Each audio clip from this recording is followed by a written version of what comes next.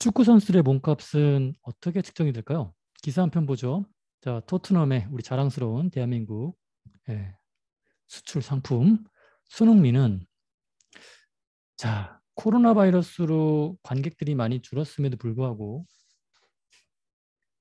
몸값이 1,000억 원대를 유지했다고 하는데요. 자, 국제 스포츠 연구센터 축구 연구소는 연례 보고서 2020년 판입니다. 손흥민의 몸값을 1,000억 원 정도로 측정했다고 합니다. 이 손흥민의 몸값이 1,000억을 넘었다. 1,000억 원 정도다. 어떻게 측정한 걸까요? 자, 손흥민의 몸값은 전체 프로축구 선수들 중에 48위이고요. 물론 아시아 축구 선수로는 단연 1위고요. 자, 그럼 1위는 누굴까요? 자, 파리 생제르맹의 공격수 음바페라고 합니다. 몸값이 3,500억 정도 한다고 하는데요. 최근 뉴스를 보니까 이 파리 생제르맹의 메시도 들어갔다고 하는데요. 메시가 있던 했죠? 바르셀로나에. 자, 이 메시의 몸값은 1억 한 10만 유로, 약 1억 유로 정도 되네요. 예. 자, 2021년 7월 달에 손흥민이 소속 구단 토트넘과 재계약을 했다고 합니다. 아직 발표된 건 아니고요.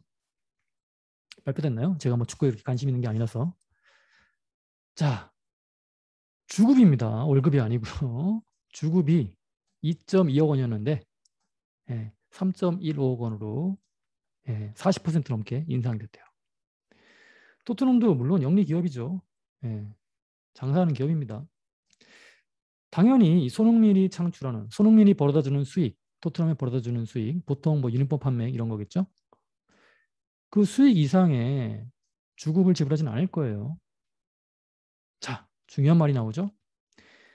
손흥민이 벌어다주는 미래의 그 효익, 뭐 미래의 경제적 효익이라고 했는데 토트넘의 손흥민이 토트넘에 벌어다주는 미래의 그 벌어주는 돈, 그걸 측정해서 손흥민의 몸값을 측정한 것입니다. 자, 작년에 1,024억이었는데 주급이 이만큼 올랐으니까 손흥민의 몸값도 큰 폭으로 상승하겠죠. 자, 그러면 이 손흥민의 가치를 더 크게 매기는 구단이 있다면 손흥민을 데려가기 위해 이적료를 지불한다고 합니다. 자, 토트넘은요, 자신들이 평가한 가치보다 더 많은 금액을 지불할 구단에게 손흥민을 팔 수도 있겠죠. 자신들이 평가한 가치보다 더 큰 가치를 준다고 하는데 기꺼이 손흥민을 팔고 그렇죠? 남는 장사를 하겠죠.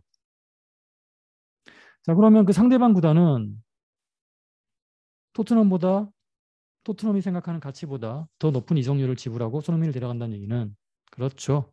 역시 그 손흥민을 데려가는 구단은 손흥민이 창출하는, 즉 손흥민이 자기 구단의 미래에 벌어줄 그 돈이 토트넘이 평가한 것보다 더 높게 평가한 결과로 이런 결과가 나올 수 있는 것이죠. 자, 여러분, 이 사례를 통해 우린 궁금합니다. 메시, 음바페, 손흥민 이런 축구 선수들의 몸값은 어떻게 매기는 걸까? 재무관리의 두 가지 목적이 뭐라고 했죠? 자산의 가치 측정이죠. 그걸 우리가 배웁니다. 재무관리 시간에. 그리고 지금은 재무관리를 제대로 이해하기 위해서 회계 데이터를 활용해야 되는데 지금은 회계 데이터 활용을 하기 위해서 회계 정보를 해석하는 방법을 우리가 지금 배우고 있는 것이죠. 자, 갈 길이 멉니다. 삼성전자의 재무상태표입니다. 2014년 말 시점 기준으로 자산이 있는데요. 자산. 자, 크게 자산은 다시 유동자산과 비유동자산으로 구분을 하고요. 이런 폴더도 올리시면 돼요. 폴더. 재무상태표는 몇 개의 폴더로 구성이 된다? 그렇죠. 자산, 부채, 자본 3개의 폴더로. 다시 자산 폴더를 더블 클릭하면 그 안에 유동자산 폴더, 비유동자산 폴더가 있는 것이고. 자, 우리 오늘부터는 이 유동자산 쪽에 대해서 유동자산을 구성하는 항목들, 유동자산 폴더를 더블 클릭하면 이러한 유동자산들이 쭉 나오는 것이죠.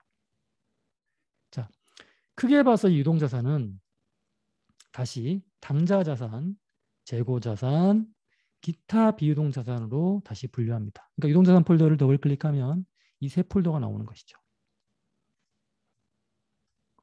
자, 그럼 이 당좌자산은요, 그 영어 이름에서 알 수 있듯이 퀵 에셋이라고 합니다. 우리 퀵 서비스 여러분 많이 써보셨나요? 네, 쿠팡의 그 퀵 딜리버리. 자, 이 당좌자산은요, 다른 어떤 자산보다도 빠르게 현금화된다는 그런 자산을 의미하는 것이죠. 자, 재무상태표에서도 이 1번 유동자산 항목은 그래서 당좌자산 폴더의 가장 위에 오는 항목, 즉 가장 현금화가 빨리 되는 항목이 바로 현금 및 현금성 자산인 것이죠. 그렇게 빨리 현금화되는 순서대로 이렇게 배열을 하는 것입니다. 제일 빨리 현금화되는 게 유동자산 중에 현금 및 현금성 자산, 그 다음으로 현금화되는 게 단기금융상품, 그 다음이 이렇게. 이해되시죠, 여러분? 자, 그래서 빨리 현금화되는 걸 현금화되는 유동성이라고 하는데, 유동화되는 거. 이 유동화 정도에 따라 이렇게 배열한 것이구나. 그냥 배열한 게 아니구나 라는 걸 눈치채실 수 있겠죠. 그 다음에 그럼 요 항목이 여기 1번부터 7번까지가 바로 뭡니까? 당좌자산이에요. 그리고 8번이 재고자산이죠. 그리고 이 당좌자산과 재고자산 이외의 모든 유동자산을 묶어서 기타 유동자산으로 표시하는 것입니다. 자, 그렇다면 유동자산으로 분류하기 위한 자산이 갖추어야 될 요건을 보시면 그 자산 항목이 어떤 것들이 있냐면요. 기업의 정상주기 내에 실현될 것으로 예상되거나 정상영업주기 내에 판매 또는 소비적 이동가. 자, 무슨 얘기냐면 이런 얘기예요. 요거 여러분 상품 떠올리시면 돼. 상품. 자, 상품 보시면요. 어떻게 돼요? 상품을 매입해 와서 그걸 판매해서 결국 뭡니까? 최종적으로 돈을 받아야겠죠. 여기 한 사이클이에요. 여기 한 정상 영업주기라는 얘기지. 그치? 예. 그 기업들마다 이 정상 영업주기는 달라요. 정상 영업주기 가장 빠르기로 유명한 기업 애플이죠. 한 6일이 안 걸립니다. 예, 굉장하죠. 6일 만에 상품을 판매해서 현금을 회수한다는 건 어마어마한 거예요. 자, 그리고 단기 매매. 그렇죠? 예, 빨리 매입해서 빨리 판매해서 뭔가 차익을 얻으려는 그걸 단기 매매 목적이라고 하는 것이죠. 그런 자산들. 그 다음에 12월 31일이라고 생각하시면 되고요. 1년 이내에 뭔가 실현되는 거야. 그렇죠? 중요한 건 뭡니까? 1년 이내에 뭔가 실현이 되는 것이야. 그 다음에 현금이 현금성 자산이겠죠. 이 정의가 굉장히 추상적이라 여러분들이 회계를 제대로 깊게 배운 다음에 이게 이해가 되는데 일단은 그냥 그런가 보다. 아무튼 뭔가 빨리 실현되는 자산. 그렇죠? 빨리라는 건 보통 12개월 이내 또는 뭡니까? 정상 영업주기 내. 애플 같은 기업은 6일도 안 걸린다고 했죠. 그렇게 뭔가 실현되는 자산이 바로 뭡니까? 퀵 에셋, 유동자산인 것이죠. 자, 그러면 이 유동자산은 삼성전자 유동자산을 지금 보여주고 있죠. 재무상태표가. 다시 한번 말씀드립니다. 자산 폴더 안에 유동자산 폴더, 비유동자산 폴더가 있고 유동자산 폴더를 더블 클릭하면 요것들 1번부터 7번까지가 당좌자산, 그리고 재고자산, 기타 유동자산으로. 다시 당좌자산을 더블 클릭하면 요 1번부터 7번까지의 당좌자산들 구성 항목들이 쭉 나열이 되는 것이죠. 자, 삼성전자의 2014년 말 현재 현금 얼마입니까? 이거 100만이네요. 그렇죠? 이거 얼마입니까? 현금이. 1조 6,400 얼마 되네요. 머리가 아픕니다. 어마어마한 돈이죠. 자, 그러면 우리는 현금, 캐시가 최고죠. 우리 일반인들 입장에서 현금이 많을수록 좋은 것이죠. 자, 그럼 기업 입장에서 과연 이 현금이 많으면 좋은 걸까? 생각해 봅시다. 자, 일단 현금이란 회계에서 지폐, 동전, 당연히 현금입니다. 이 외에도 회계에서 현금으로 보는 건 타인 발행 수표, 그러니까 다른 기업이 발행한 수표라고 보시면 돼요. 네, 이 타인 발행 수표는 다시 은행 발행 자기합 수표. 여러분 자기합 수표 10만 원짜리 많이 보셨죠? 그겁니다. 그 다음에 거래처가 발행한 당사 수표도 포함합니다. 네, 이런 타인 발행 수표도 통화처럼 사용할 수 있는 것이죠. 증권인데. 이런 것도 뭡니까? 현금으로 봅니다. 자, 현금은 그런데 이 회사에 그냥 물론 금고에 딱 넣어두고 어마어마한 보안 시설을 갖추어 놓으면 뭐 분실될 힘이 없긴 하겠지만 그래도 현금이라는 게 모든 사람이 좋아하는 것인지라 잘못 관리하면 분실의 위험이 있죠. 그리고 현금 자체는 뭐예요? 무생물이기 때문에 뭔가 이익을 창출할 수는 없는 것이죠. 그래서 기업들은요. 당장 쓸 일이 없는 그런 현금은요. 어떻게 합니까? 은행에 예금합니다. 안전하기도 하고요. 또 조금이지만 요즘 같은 저금리 시대에 높은 금리를 주진 않지만 높은 이자를 주진 않지만 어쨌든 이자를 줍니다. 그냥 현금으로 두는 것보다는 이게 낫죠. 안전하기도 하고 이자도 알을 까니까. 또는요. 좀 더 높은 수익을 원하는 경우에는 어쨌든 현금은 곧 써야 되니까 장기간 투자는 못합니다. 그래서 보통 한 3개월 정도 이내의 타사 발행 사채 투자하기도 해요. 등등등 여러 가지 투자 방법을 구사합니다. 삼성전자 같이 현금 많은 기업들은요. 이 보유한 현금을 잘 굴려서 수익을 내는 전담팀이 있어요. 워낙에. 자, 이처럼 자, 예금이나 사채처럼 겉모양으로 봐서는 현금은 아니지만 현금과 똑같이 현금과 거의 똑같은 자산들이 존재하는데 이걸 현금성 자산이라고 해요. 자, 이 재무상태표에서는요. 이 현금성 자산을 거의 현금과 똑같아. 그래서 현금과 묶어가지고 어떻게 합니까? 한 계정으로 표시합니다. 현금 및 현금성 자산이라는 하나의 계산 과목으로 이 현금과 현금성 자산을 묶어서 표시하는 것이죠.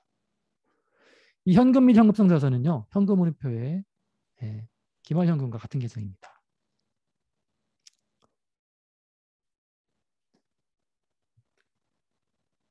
자, 현금을 너무 많이 쌓아두기만 하고 어디 투자하는 것도 비효율적이긴 하지만 또 현금이 너무 적은 것도 좋지 않은 것이죠.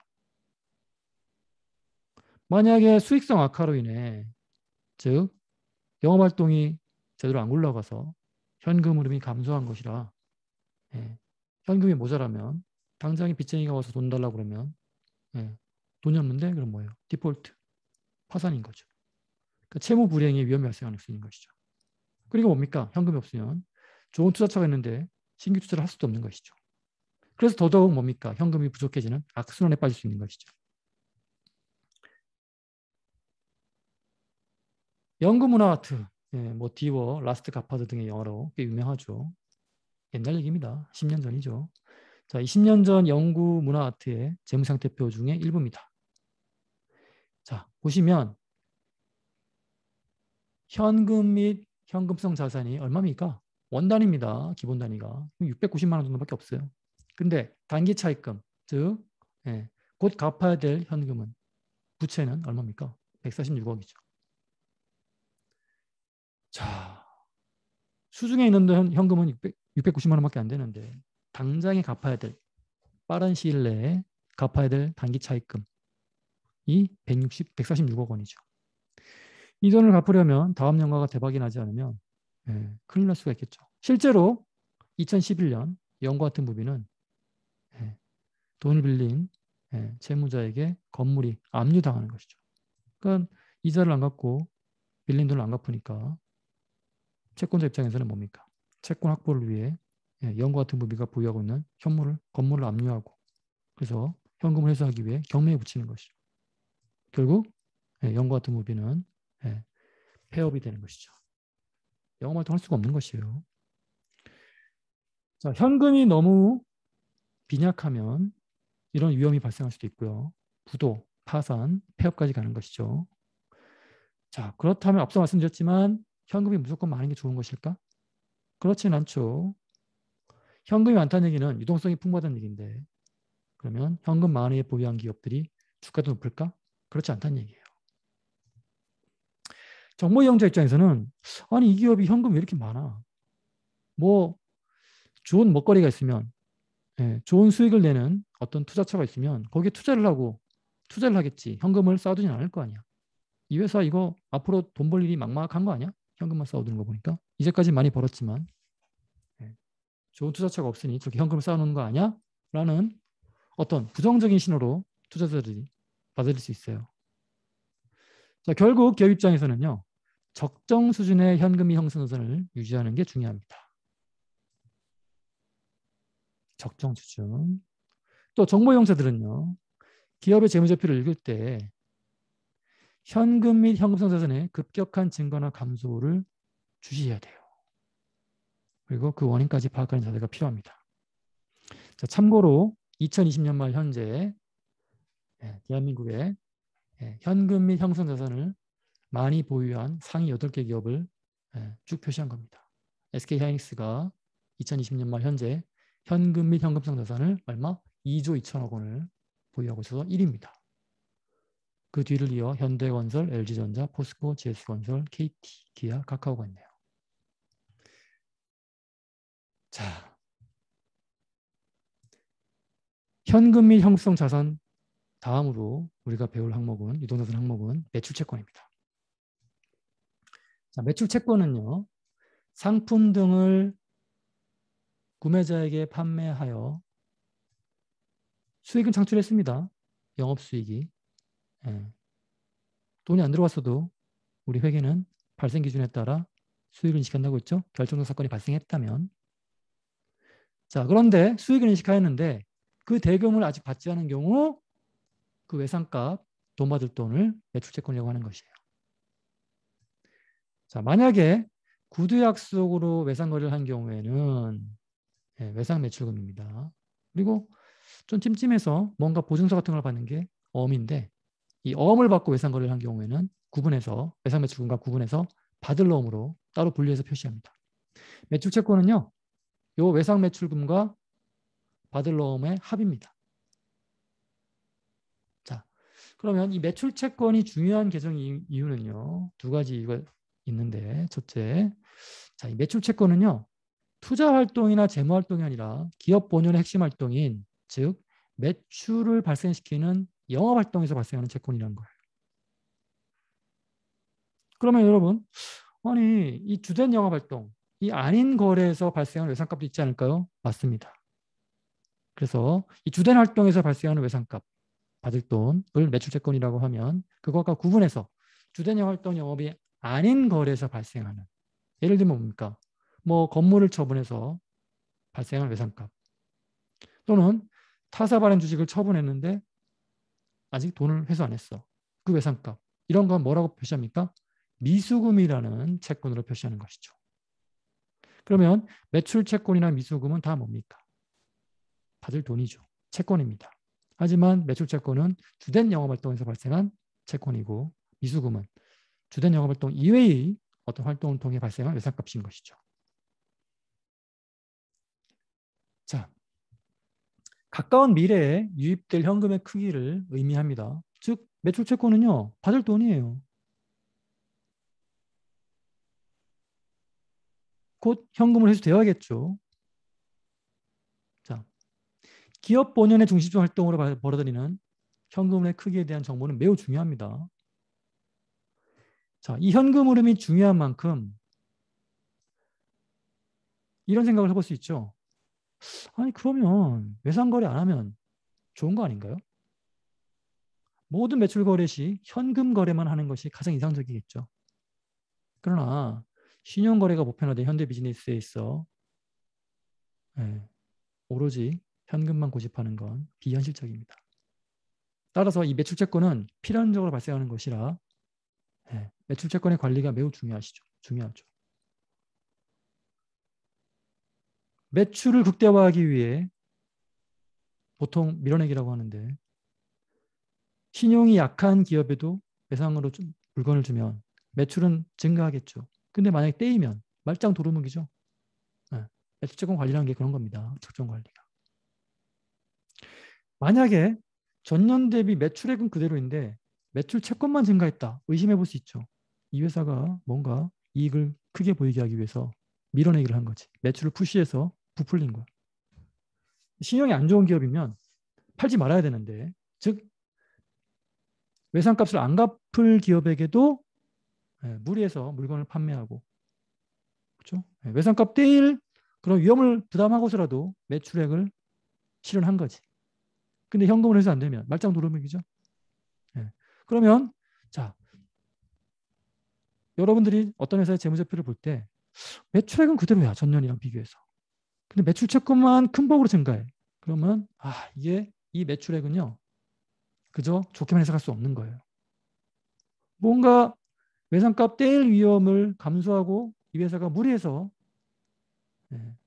영업수익을 실현시킨 게 아닌지를 의심해 봐야 되는 것이죠. 자, 이 현금 유입으로 이어졌던 외상 매출, 그렇죠? 근데 이렇게 매출은 그대로인데 무리해서 외상을 많이 주면 그만큼 뭐예요? 떼일 확률이 크죠. 그런 어떤 위험 신호로 해석할 수 있다는 거예요. 이런 위험 신호를 감지하기 위해 우린 지표를 만듭니다. 그게 바로 뭡니까? 매출 채권 회전율이라는 지표예요. 매출 채권 회전율은요, 매출액을 매출 채권으로 나눈 거예요. 자, 만약에 매출액이 전년하고 똑같아. 근데 매출 채권이 큰 폭으로 증가해요. 그러면 분자는 그대로인데 분모가 증가하면 어떻게 돼요? 이 값은, 즉 매출 채권 회전율은 작아지겠죠. 그러면 여러분, 매출 채권 회전율이 조금 작아지는 게 아니라 큰 폭으로 뭔가 작아져. 그럼 여러분 뭘 의심할 수 있는 거예요? 이 회사가 이익을 크게 보이게 하기 위해서, 즉 매출액을 뭔가 부풀리게 하기 위해서 돈을 안 줄 기업에게도, 외상값 뗄 위험이 있는 기업에게도 무리해서 물건을 판 거 아니야? 그래서 매출 채권이 큰 폭으로 증가하고, 그렇죠? 그래서 돈이 떼일 위험이 커지는 거 아니야? 말짱 도루묵 장사를 하는 거 아니야? 라고 생각할 수 있는 것이죠. 자, 이 매출 채권에 대한 분석은요, 받을 돈이기 때문에 현금 흐름의 유입과 밀접한 관계가 있어요. 매출 채권 회전율이 급격히 감소했다, 위험 신호로 파악할 수 있는 것이죠. 그렇죠? 적어도 이 매출 채권 회전율의 감소가 어떤 위험 신호인지를 알려주는 등대 역할을 하는 것이죠. 그렇죠? 자, 일반적으로 이 매출액을 매출채권 금액으로 나눈 값, 즉 매출채권 회전율이 높으면 긍정적이에요. 낮으면 부정적입니다. 뭔가 위험 신호로 파악을 해야 되는 것이에요. 자, 매출채권 증감이 보내는 신호를 바르게 해석하는 방법은요. 자, 전기에 비해 매출채권 보유액이 커졌어요. 그러면 매출액이 전년도와 비교해서 더 커지면 그만큼 매출채권도 증가하기 마련이에요. 그렇다면 이 매출액과 매출채권이 동시에 증가한 건, 비슷한 방향으로 증가하는 건 긍정적입니다. 근데 매출채권 보유액은 커졌는데 매출액은 그대로예요. 또는 감소해요. 매우 부정적인 신호입니다. 이 긍정적, 부정적 신호를 파악하기 위해 매출채권 회전율이라는 지표를 만들어서 우리는 어떤 긍정적이 있었나 부정적이 있었나를 파악하는 것이죠. 자, 어쨌든 이 매출채권 회전은요, 빠른 게 좋아요. 빠르다는 게 무슨 얘기예요? 회전율이 빠르다는 것은 매출채권이 빨리빨리 현금화된다는 거예요.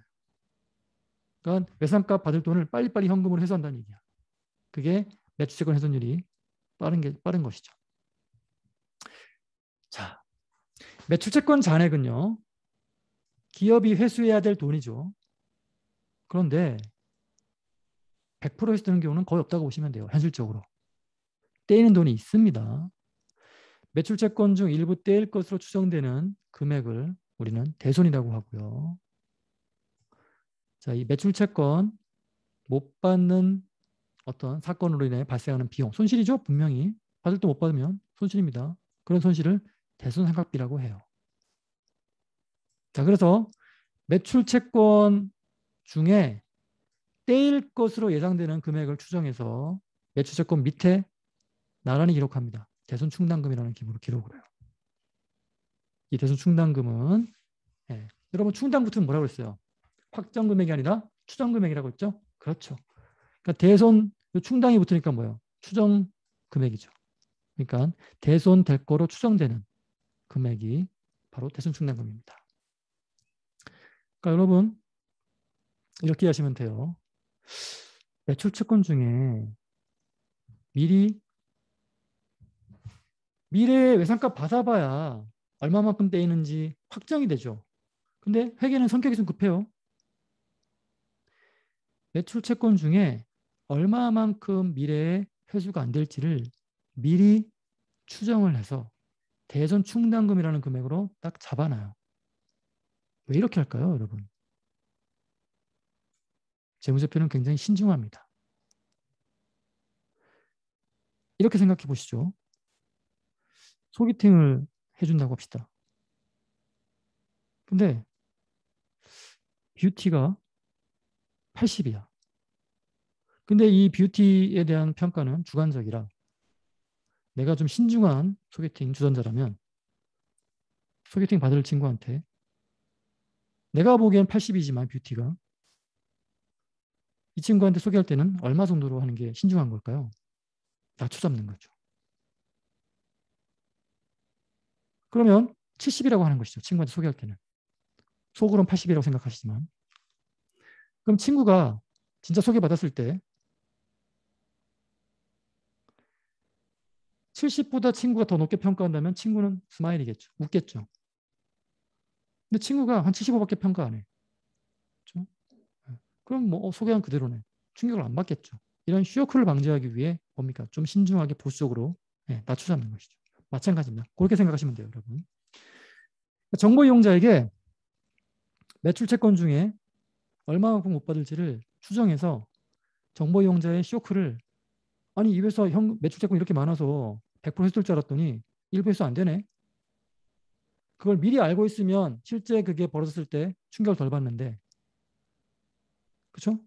그런 쇼크를 방지하기 위해 이 대손 충당금을 매출채권 밑에 써주는구나. 측정해서 추정해서 그런 정도 일단 생각하시면 됩니다. 자, 재고자산 볼게요. 재고자산은 주된 영업활동인 판매를 목적으로 보유하고 있는 실물자산입니다. 재고자산의 종류는요. 업종에 따라 다릅니다. 이마트와 같이 상품 매매업의 경우 구매처로부터 상품을 구매해서 마진을 붙여 판매하는 게 주된 영업활동이에요. 이마트. 그렇지 않습니까, 여러분? 이마트에서 팔고 있는 실물자산의 거의 99%는 이마트가 직접 만든 게 아니고요. 대부분 구매처로부터 사온 상품입니다.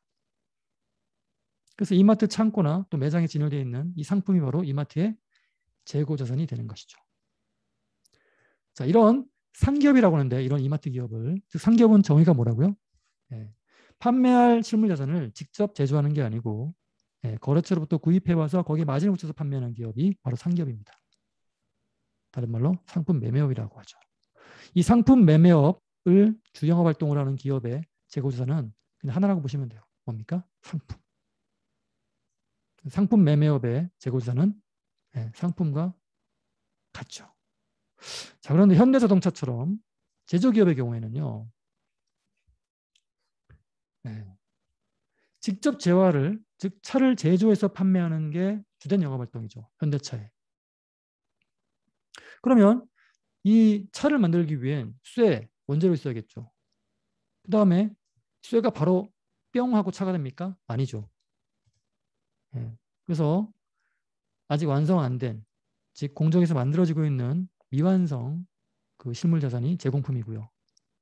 그리고 뭐 페인트 칠까지는 안 되는데 거의 완성이 되는데 페인트 칠을 안 했어. 그런 걸 반제품이라고 합니다.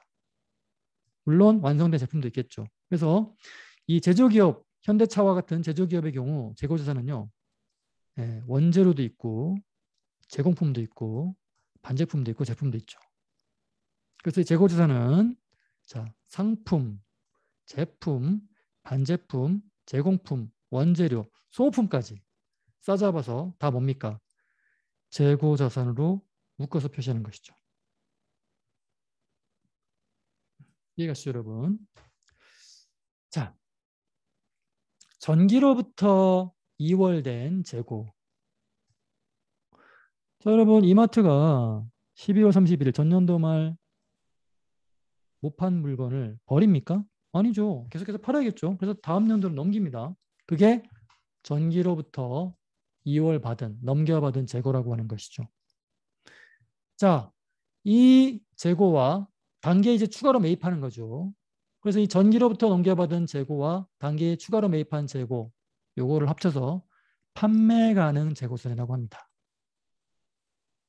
자, 그러면 이 판매 가능 재고자산 중에 단계 이제 팔려 나가겠죠. 그럼 기말까지 팔리지 않고 남아있는 게 바로 뭡니까? 기말 재고자산이 되는 거예요. 그러면 뒤집어 얘기하면 이런 얘기입니다. 기초 재고자산이 바로 뭐라고요? 전기로부터 이월받은 재고자산입니다. 그리고 이제 추가로 뭡니까? 단기 매입 또는 제조기업의 경우는 제조하겠죠. 그러면 요 전체가 바로 뭡니까? 판매 가능 재고죠. 근데 그 중에 팔려 나간 게 바로 뭡니까? 매출 원가고 팔려 나간 만큼을 매출 원가, 비용 처리하는 것이죠. 그 나머지가 바로 뭡니까? 기말 현재 여전히 팔리지 않고 남아있는 기말 재고자산이 되는 것이죠. 자, 그러면 여러분 요 등식 재고식이라고 하는데 예, 요 재고식을 어떻게 구성이 되는지 봅시다. 기초재고자산 플러스 단기 매입, 제조기업의 경우 단기 제조죠. 이게 바로 뭐라고요?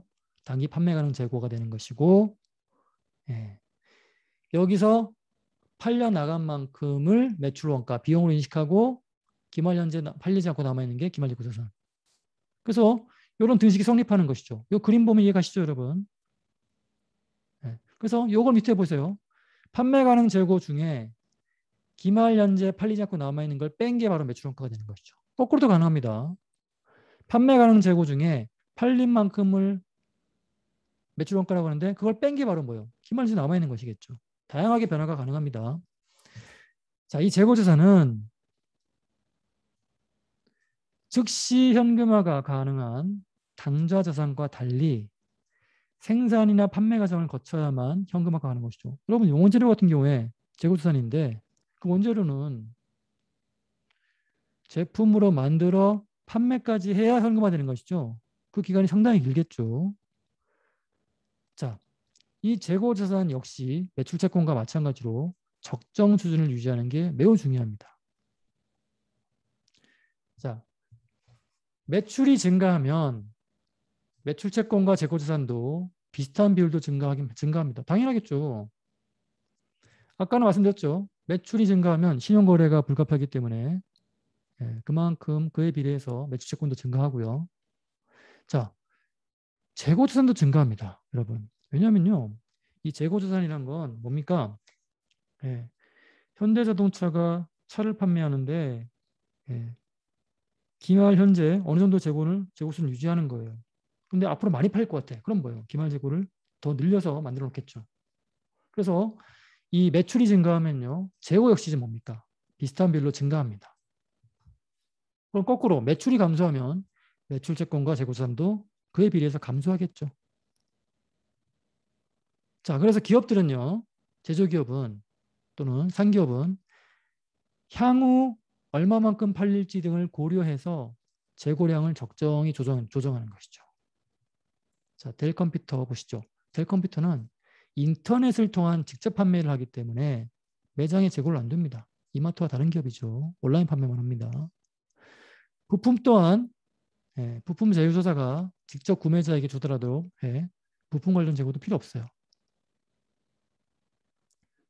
따라서 부품을 미리 사둘 필요도 없고, 그렇죠?